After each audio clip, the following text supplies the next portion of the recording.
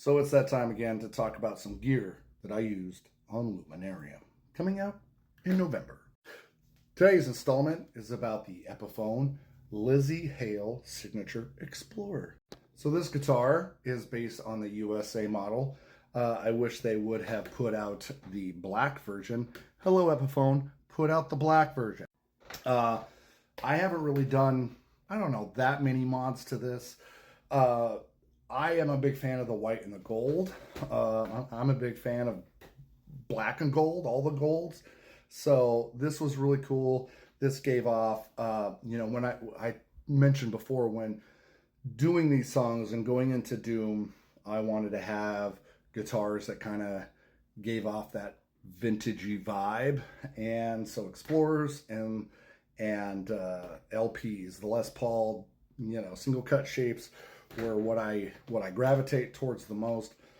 And this has not only a Kirk Weinstein vibe from like Crowbar and down, because he uses like an old 70s or something white Explorer, but it's also got that James Hetfield vibe with the white Explorer, except a little bit more like classy. Like I love the old 84s that he used to use back in the day, but I prefer the binding. And this has like an 8-ply binding, like 4 cream, 4 black layers. Like, so cool, man.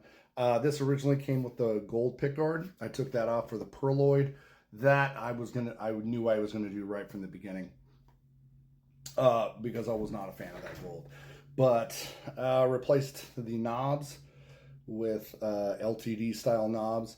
These are specifically, I think these are made by Godo, but these are specifically LTDs, because the Godos have that like dome top, and the Godos tend to have a tighter knurling, which I really like.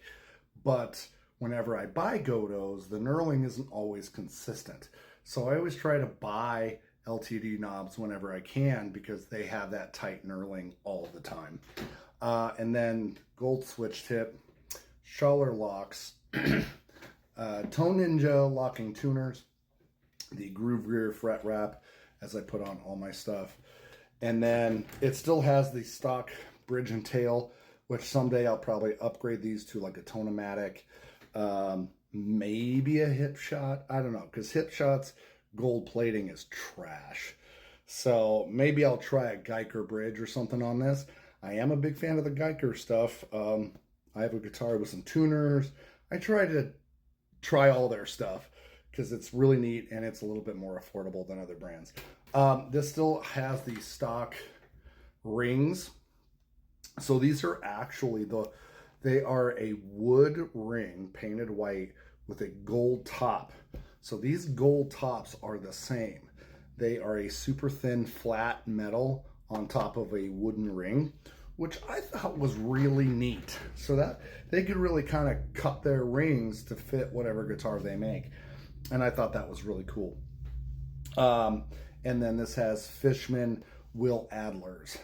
This is the OG set where it's got the 2-voice on the bridge, the 3-voice on the neck, but I think the single coil does not have a dedicated preamp to the coil tab.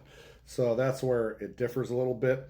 I would like to upgrade these, but I'm also not too shook up, because sometimes having, you might have 2 sets of the same pickup, but one's a newer version with Fishman, so they sound different. There's a little difference in them, and so it's kind of cool to have tonal variances. And this thing just sounds great. It plays great. It feels great. I wish it was a little bit heavier. That's my only complaint. But beyond that, this thing is awesome.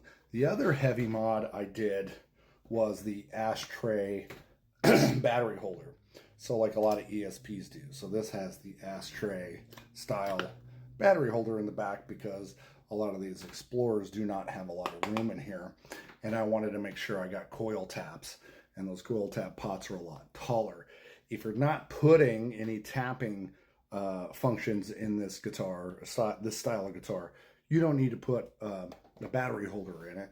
A battery will fit in them, but I wanted that how I do on all my Doom stuff, which is the voice 1, voice 2 on the volume pot. This one only has the 2 pots, so this switches the voice 1, voice 2 for each pick, or for both pickups, and then this tone knob adjusts only the bridge, and then the coil tap is for the neck. And again, this is backed off to about a 60-70%, generally speaking, while I'm playing, most of the time in the middle position. One thing I have never mentioned, really, I think I mentioned it way back in the day, but I tend to use the Ernie Ball Burley Slinkies, which is an 11 to 52 set with a power third. So it's got a wound third on it, I think. I don't know, maybe not. I don't remember, but they're thicker. And then it's like that because this is 2 and 2 drop C. And so, yeah, this thing for Epiphone, I really like this guitar. I'm not, like, Epiphones are amazing guitars. They're phenomenal guitars. But I have had a few and sold most of them. This is the only one I still have. I had the, as I've said before, the Matt Heafy. It was really light, and the scale was something I wasn't happy with. And then I had the 84 reissue Explorer, which had a really chunky neck on it, and I did not like this. This has more of a modern neck. It's a little thinner than your normal Gibson stuff, and it's just right. So you'll be able to hear this guitar on, I always say, like, on all the drop C tracks, even there's only 3.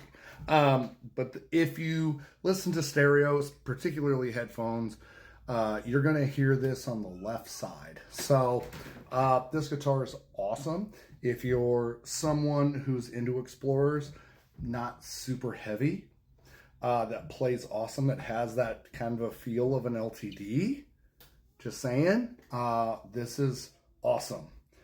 The Lzzy Hale, Lzzy has some good taste when it comes to guitars, and I wish Epiphone would do the black one, because I would buy that so fast, man. Anyways, so yeah, pretty cool. Check it out on my new record, Luminarium, dropping in November.